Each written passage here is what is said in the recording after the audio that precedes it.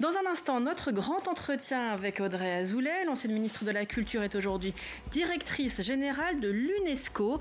Avec elle, on va tenter de prendre un petit peu de hauteur sur cette pandémie et sur son impact au niveau mondial, éducation, culture, égalité femmes-hommes, comment se situe la France, comment redresser la barre. On va commencer par s'intéresser aux effets très négatifs de la pandémie pour les femmes. C'est comme si, en un an, 30 ans d'avancée avaient été effacés. Voyez ce reportage édifiant de Solène Boisset. Alors, de quoi se compose un groupe nominal ? Un groupe nominal se compose d'un déterminant et d'un nom ou peut-être d'un adjectif. Tous les matins, c'est le même rituel. Nadia assure les devoirs à la maison pour ses 4 enfants. Mais sa journée de travail ne se limite pas qu'à cette tâche éducative. Ce qui est difficile, c'est de tout allier. Et les toits, et la cuisine, et la maison. Et enfin voilà, c'est surtout ça qui est difficile, c'est composer avec tout ça. Le quotidien, on s'arrête jamais. Du moment où on se lève jusqu'au soir, on s'arrête jamais. Depuis septembre dernier, Nadia a perdu son emploi suite à des arrêts pour garde d'enfants.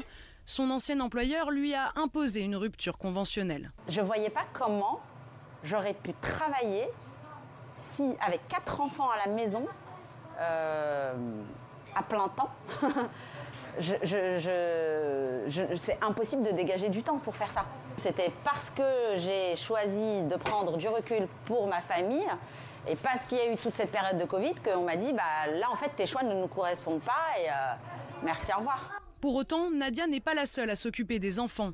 Avec son mari, ils sont parvenus à une bonne organisation, mais pas d'arrêt de travail envisageable pour Étienne, qui est le dirigeant de sa propre entreprise. Là, en ayant ma boîte, j'étais très libre, mais pour autant, c'est toujours pareil, quand on a sa boîte, on pense qu'on est très libre, mais en fait, on est enchaîné un peu à sa boîte. Du coup, heureusement que Nadia était dans une structure avec un fonctionnement adapté et moi j'ai pu travailler. Sinon ça aurait été compliqué. Même si le couple a trouvé un équilibre, leur situation n'est pas anodine. Car pendant le premier confinement, une femme en emploi sur 3 s'est retrouvée à l'arrêt. Le rapport de la Fondation des femmes publié le 28 mars est sans appel. La crise sanitaire a eu un impact important sur l'emploi des femmes. C'est 2 fois plus souvent les femmes qui se sont arrêtées de travailler. Parce que c'est lié au rôle traditionnel, j'ai envie de dire même patriarcaux, qui considèrent que c'est aux femmes de s'occuper des enfants, du foyer, aux hommes d'aller travailler. Je caricature, mais ça laisse des traces. Et puis aussi, il y a quelque chose de très pragmatique, c'est que dans 3 couples sur 4, l'homme gagne plus. Mais les inégalités femmes-hommes ont aussi été exacerbées au niveau de la répartition des tâches domestiques. C'est tout l'objet de l'avis rendu par le CESE. Près de 3/4 des femmes estiment en faire plus que leur conjoint dans le foyer. Les inégalités de répartition de tâches étaient déjà là avant la crise. Néanmoins, il y avait un léger progrès qui avait été constaté. Et là, malheureusement, avec la crise, on a retrouvé des chiffres avec 72% des tâches ménagères assumées par les femmes dans les foyers. Bien sûr, les hommes souffrent, mais quand même la différence, c'est 19% des hommes ont déclaré avoir ce sentiment d'épuisement, de charge mentale, alors que pour les femmes, c'est 25%. L'avis du CESE a été présenté devant les sénateurs ce jeudi matin. Parmi les préconisations, allouer une part plus importante du plan de relance au secteur qui emploie majoritairement les femmes. L'ONU estime pour sa part que la crise sanitaire a fait perdre 30 années d'avancée sur l'égalité femmes-hommes. Bonsoir Audrey Azoulay. Bonsoir. Vous êtes directrice générale de l'UNESCO, vous avez été ministre de la Culture entre 2016 et 2017. D'abord, votre réaction à ce reportage édifiant de Solène Boisset. Je le disais, l'ONU estime que la crise sanitaire a fait perdre 30 années d'avancée sur l'égalité femmes-hommes. Elles sont les premières à avoir perdu leur emploi, elles ont dû s'occuper des enfants, du foyer, etc. Votre réaction à ce constat assez terrible quand même. Oui, malheureusement, c'est un constat tout à fait exact. Cette crise, ça a été la crise de la régression pour toutes les avancées qu'il y avait eu pour les femmes en général, dans les domaines de l'UNESCO, dans l'éducation, la culture, les sciences, l'information, on le voit. C'est vrai, par exemple, les femmes scientifiques, on voyait récemment, les femmes scientifiques ont publié beaucoup moins de recherches ces temps-ci, parce qu'elles ont eu plus de charges de famille, etc. Donc on voit que dès qu'il y a une fragilité, en fait, cette crise a pesé sur toutes les fragilités. Et là où il y avait une faille, elles se sont accrues, elles se sont élargies. Et oui, c'est une crise qui a surtout agi comme un révélateur, un amplificateur de situations d'inégalité qui, en fait, sont déjà installées. Elles ont les emplois les plus fragiles, les moins payés, par exemple, les femmes. Et ça s'est encore aggravé. Voilà. Et c'est vrai dans tous les domaines. C'est-à-dire, c'est vrai aussi, par exemple, dans les inégalités entre les pays, les inégalités au sein des sociétés. Et l'inégalité, par contre, qui est la plus largement partagée, c'est celle entre les hommes et les femmes. Et comment, pour vous, expliquer cette situation d'inégalité initiale qui, vous l'avez dit, reste très présente dans de très nombreux pays, quelles que soient les cultures? Est-ce qu'on a une société qui reste patriarcale dans son ensemble? Est-ce que c'est la maternité, par exemple, qui fragilise on le sait, elle fragilise les femmes aux yeux des employeurs dans un pays comme le nôtre ou dans de très nombreux pays? C'est vrai qu'il y a des âges différents dans les fragilités et le moment pour les jeunes femmes de la maternité, c'est un moment de fragilité parce que c'est là où peuvent se décider des carrières professionnelles et donc il faut avoir des politiques très, très ciblées sur ces âges-là. Mais moi, ce que je vois beaucoup et ce qui fait partie pleinement de ce que fait l'UNESCO, c'est les inégalités qui se jouent à la racine dans l'éducation. Ça peut être l'accès à l'éducation, mais c'est aussi le choix des orientations, le choix des carrières. Oui, et bien justement, on l'a dit, c'est une situation sur l'inégalité homme-femme qui a été liée dans de nombreux pays. Et par exemple, en France, on l'a vu dans le reportage, au fait que les mères sont nombreuses à s'être arrêtées pour s'occuper des enfants en l'absence d'école.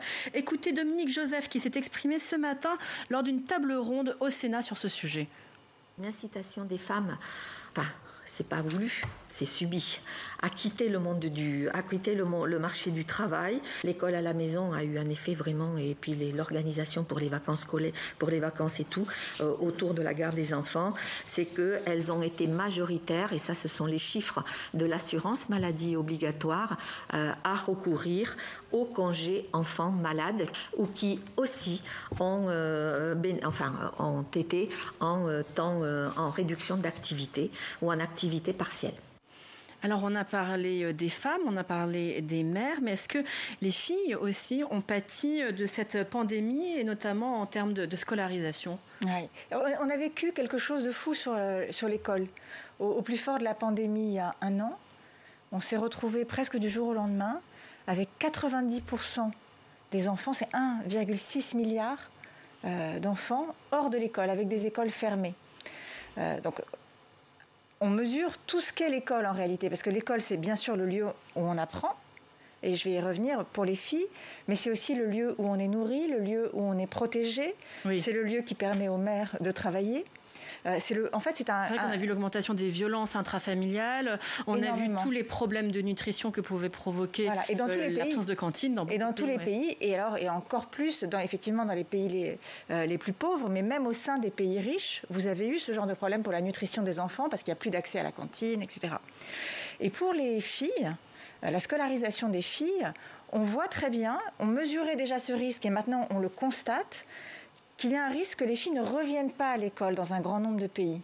Et on a mesuré à l'UNESCO un risque pour 11 millions de filles de ne pas retourner à l'école, notamment pour les adolescentes, où là aussi c'est un âge clé, un âge sensible, où la fermeture des écoles fait que les jeunes filles pouvaient aller, pour les unes, travailler, ramener de l'argent, pour d'autres ce sont des grossesses précoces, pour d'autres des mariages d'enfants. Et ça veut dire que ce sont des destins bouleversés, ce sont des filles qui ne retourneront pas à l'école, des filles qui ne pourront pas maîtriser leur destin. Donc c'est très grave.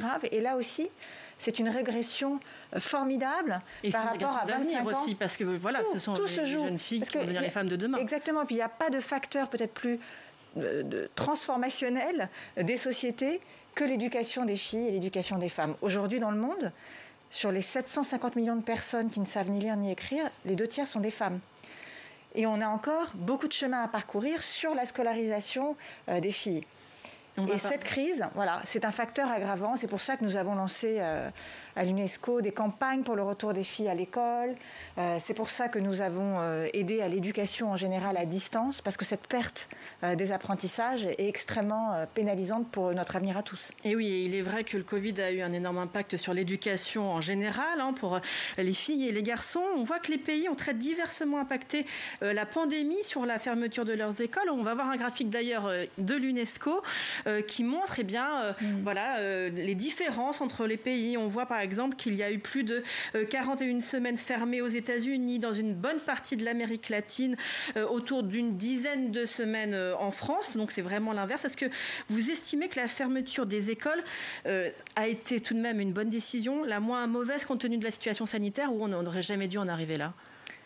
En tout cas, nous, on a poussé pour le maintien d'une éducation. Alors, il y a des situations où il y avait beaucoup d'incertitudes. Rappelez-vous, au début de la pandémie, pas assez d'études. On ne savait pas très bien si les enfants étaient en danger ou pas. Donc, les écoles, à ce moment-là, on comprend qu'elles aient été fermées. Mais ce qu'il fallait tout de suite... On le sait toujours pas trop bien, d'ailleurs. Il y a quand même il y a quand même des études de plus en plus. Après, il y a les mutations du virus qui font que, de toute façon, c'est un sujet extrêmement mouvant. Mais donc, ce qu'il fallait à ce moment-là, c'est de l'éducation à distance, garder un lien. Et c'était très compliqué pour tous les pays. Il y a beaucoup de pays où il n'y a pas d'accès. En Afrique, 9 enfants sur 10 n'ont pas accès à un ordinateur. Il y a la moitié de la population qui n'a pas accès à Internet. Et puis, on a vu que même quand on a accès à Internet, c'est très compliqué. Les profs ne sont pas forcément formés à ça. Les familles ne peuvent pas forcément gérer ce temps-là. Donc, on a voulu ça. Après... à l'UNESCO, nous avons même fait des guides avec l'OMS, avec l'UNICEF, etc., pour réouvrir dès que possible les écoles dans la sécurité. Et c'est d'ailleurs aussi pour ça que nous avons appelé en décembre, quand il y a eu les premiers vaccins, à ce que les enseignants fassent partie des publics prioritaires vaccinés, pour que lorsque les écoles ouvrent, elles puissent demeurer ouvertes, ou pour qu'ils puissent être aussi mobilisés dans l'éducation à distance. Oui, ils vont d'ailleurs bientôt être vraiment prioritaires pour être vaccinés en France. Du coup, pour vous, c'était une bonne solution finalement de garder les écoles ouvertes en France un maximum ? C'est sûr que dès que c'est possible... Il n'y a rien qui remplace l'école. On voit toutes les limites de l'enseignement à distance. Il y a eu des innovations formidables. Nous, par exemple, on a formé beaucoup de profs dans les pays du Sud à faire des cours à la télévision, à la radio. Il n'y a pas uniquement les cours en ligne. Donc, il y a eu beaucoup d'innovations, beaucoup de choses. Mais on voit bien que rien ne remplace l'émulation du groupe, le regard du professeur, cette attention, tout ce qui se joue dans une classe ne peut pas se jouer à distance. Et puis, il y a tous les sujets de décrochage dont on parlait, notamment pour les filles. Donc, dès que les écoles peuvent être ouvertes, c'est vraiment ce qu'il faut favoriser. Est-ce que vous pensez qu'aujourd'hui, cette pandémie est en train d'occasionner un sacrifice générationnel, celui des enfants, des étudiants, des jeunes dans leur ensemble aujourd'hui ? Ouais, c'est le risque, parce que, encore une fois, il y a des âges clés. L'éducation, ces filles qui ne reviendront pas à l'école, elles ne reviendront pas plus tard. Donc c'est là que se joue, il faut toujours avoir ça en tête, et puis il faut toujours garder cet intérêt en tête. On sait bien mesurer l'impact de fermeture des commerces sur la croissance économique. On sait mesurer tout ça. Est-ce qu'on sait mesurer tous les impacts à long terme de la fermeture des écoles ?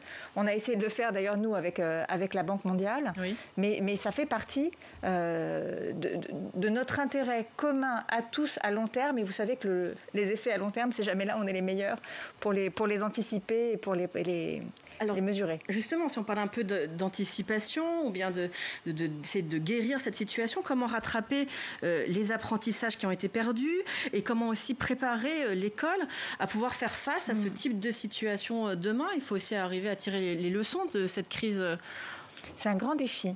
D'abord, sur les apprentissages, nous avons fait de premières projections qui sont vraiment très sérieuses parce qu'ils montrent qu'on aura probablement à la fin de cette année scolaire, 100 millions d'enfants de plus qui ne maîtrisent pas les compétences minimales en lecture. C'est-à-dire que ça augmente de 20%, là où dans une situation non pandémique, ça aurait baissé de 2%. Donc, il y a des impacts sur les apprentissages. Ça veut dire que du point de vue pédagogique, quand les enfants reprennent les cours, l'école, on ne peut pas faire comme si de rien n'était.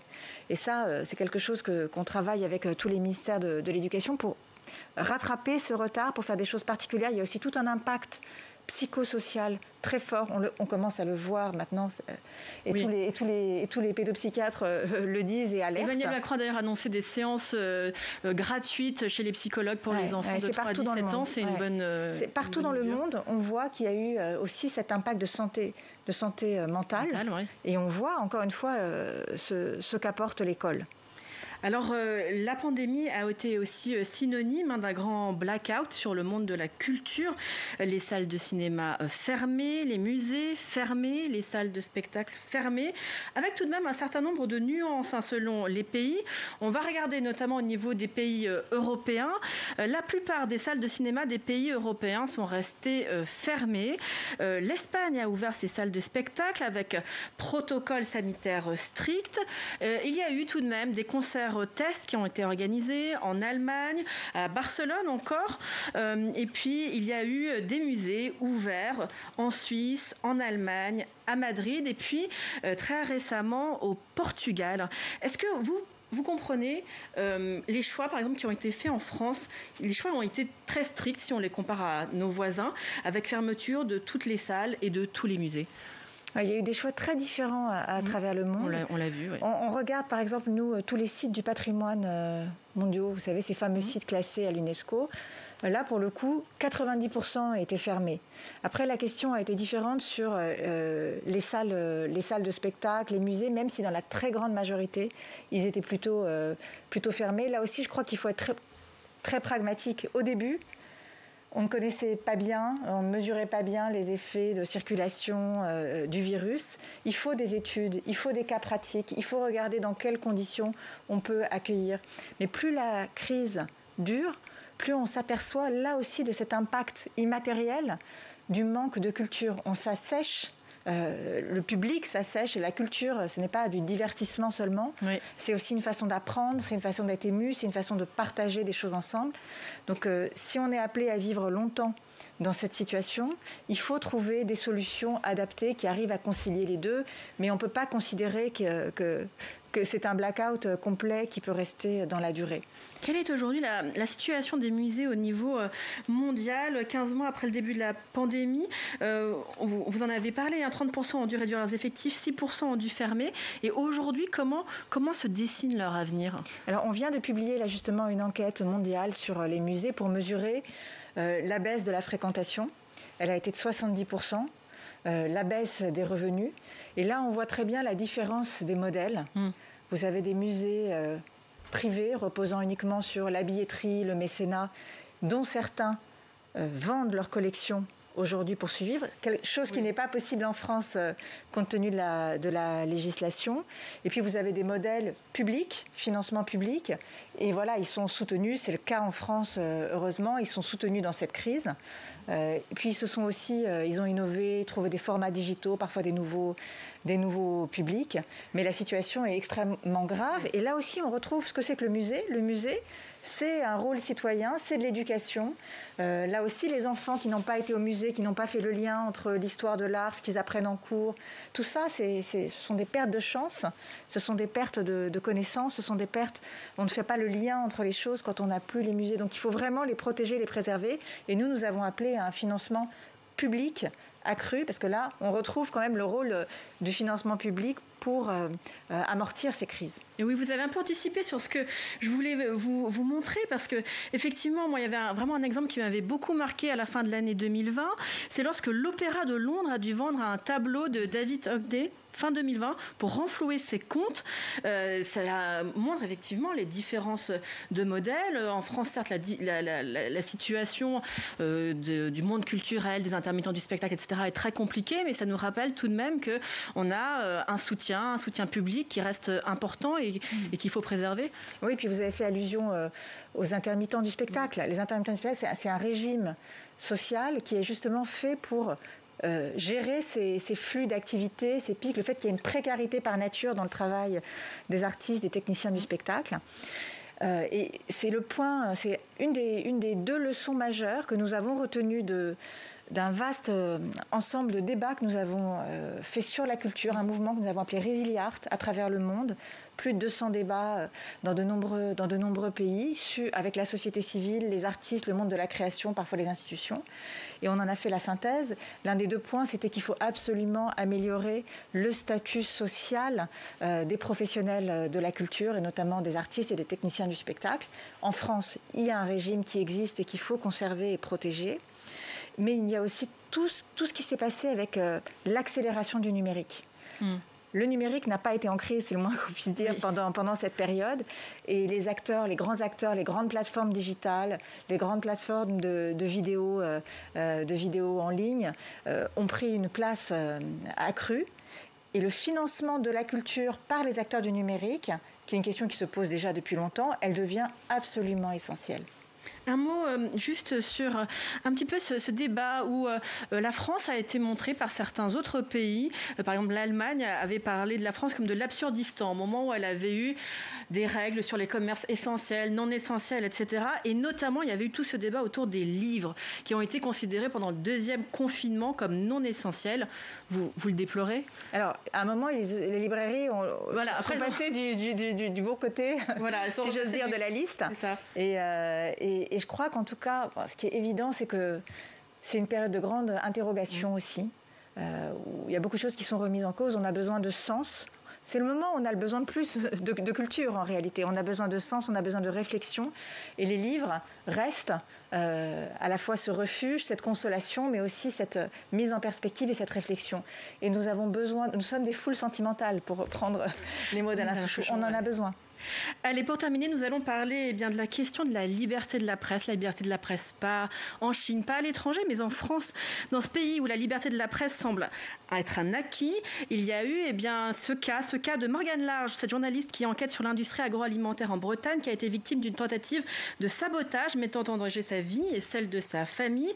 Ce cas montre qu'enquêter en France aujourd'hui peut être encore dangereux, risqué. Et écoutez le témoignage d'Inès Léraud, journaliste elle aussi. Elle a fait l'objet de tentatives d'intimidation après ses enquêtes sur les algues vertes, là encore en Bretagne. Les représentants de l'agroalimentaire sont très bien infiltrés dans la société bretonne. Ils ont un certain pouvoir déjà sur la presse régionale puisqu'ils la financent via les encarts publicitaires.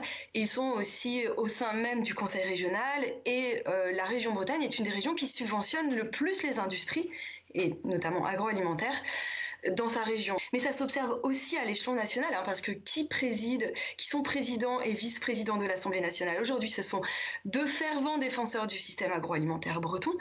Et à la tête de grands médias comme Canal+, il y a aussi des personnalités très proches du lobby agroalimentaire breton. Les enquêtes ont été très difficiles à placer dans les médias nationaux et dans les médias régionaux.